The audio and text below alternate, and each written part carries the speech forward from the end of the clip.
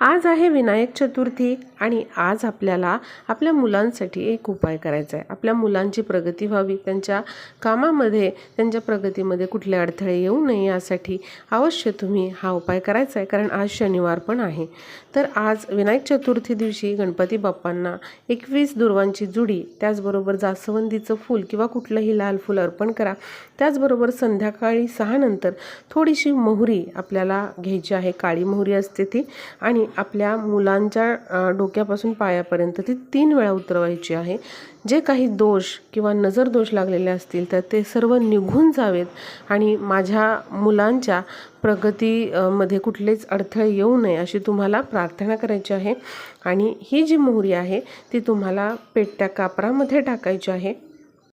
त्यानंतर ही जळालेली मोहरी घराच्या दक्षिणेला फेकून द्यायची आहे। यामुळे आपल्या मुलांना झालेले नजर दोष दूर होतात।